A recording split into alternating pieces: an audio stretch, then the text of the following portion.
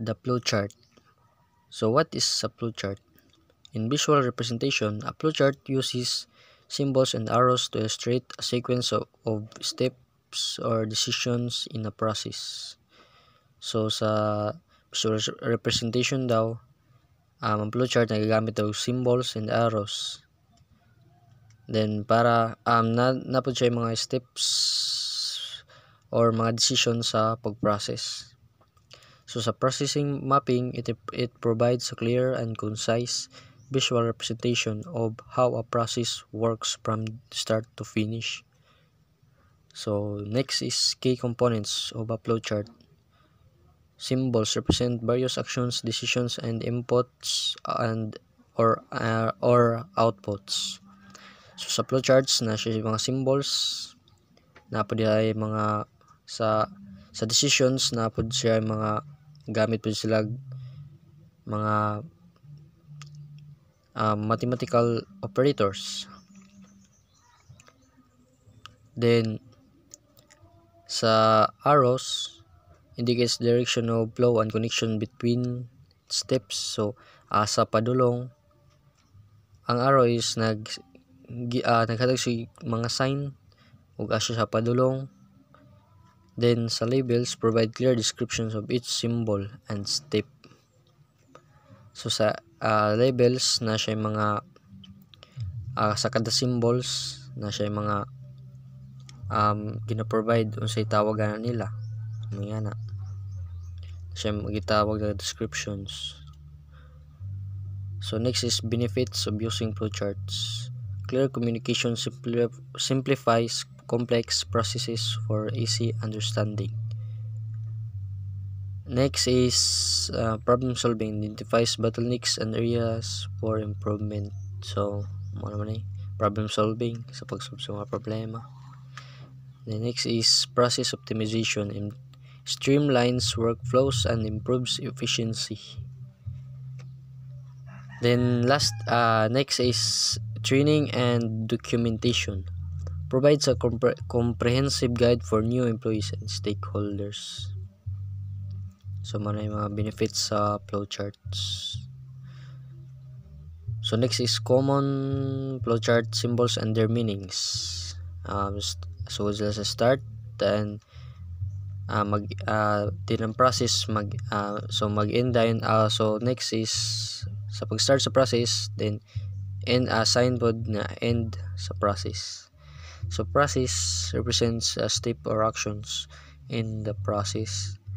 So process daw na siya nagrepresent unsay mga sunod-sunod na flow sa usay mga sunod-sunod na flow sa flowchart. Usay dagan sa flowchart. Then decision represent a point where a choice is made. Nada mga sentence na mamili siya or yes or no. Nada kung asa sa padulong sa yes ba or sa no. Diha mag-input sa mga decision making na may tabo sa flowchart. So next is input and output. It represent data entering or leaving the process. So diha mag-input og mga variable and also ang other other variables and or mathematical symbols na diha. So next is creating a flowchart step-by-step guide. First is define the process. Then identify the clear beginning, end, and steps involved. Number 2, choose symbols. Select appropriate symbols to represent each step. So pili daw kag symbols. So third is connect with arrows. Use arrows to show the flow and connections. Fourth is label elements. Provide clear descriptions for each symbol and step. Then last is review and refine. Check for clarity and accuracy, revise as needed. So i-review daw og nabay siya mga klaro ba siya, nabay siya mga error mga yana. Then next is best practices for effective flow charting. Number one is keep it simple, use clear and concise language, avoid unnecessary complexity. So dapat di maglisod-lisod, mangita og mga sayon or para mapadali ra. Then number two is focus on logic, ensure the flow is logical and easy to follow. Then 3, use consistent symbols. Maintain a consistency throughout the flowchart. Then number 4 is seek feedback. Get input from stakeholders for clarity and accuracy. So next is flowchart applications and use cases. Number 1, software development. Designing algorithms and workflows. So diyan na tayo buhat og mga algorithms, step by step processes. Then number 2 is business processes, optimizing operations and decision making. Number 3 is manufacturing, streamlining production lines and quality control. Number 4 is healthcare, documenting patient care procedures. And last is education, visualizing learning processes and problem solving. So mga mga use cases with comes sa flowchart applications. Next is the significance of flowcharts in project management and planning. Understanding the role of flowchart in management. Flowcharts enhance project management by providing a clear visual representation of processes, enabling teams to identify inefficiencies and streamline workflows effectively. So sa pag-understand do sa role flowchart is para ma-enhance daw ang mga project na gibuhat, and also mas dali ra siya sabtan ng imong representation sa pag-process. Then next is effectiveness of flowcharts in reducing project risks. By mapping out project steps, flowcharts can help identify potential risks early on, allowing teams to mitigate these risks before they impact project success. So na siya mga mapping, mga plano sa mga steps procedure. Then ang flowchart po is mas makatabang po siya sa pag identify sa mga asa dito ang mga risky kayo nga para sa para ang isa ka team maka mitigate sa ilang project, sa impact sa ilang project para successful ang ilang gibuhat nga plano. Next is analyzing flowcharts for better decision making. Flowcharts facilitate informed decision making by visually breaking down complex processes into manageable parts, making it easier to evaluate alternatives. So sa pag-analyze do sa flowchart, mas facilitate nila daw sa pag-inform sa decision.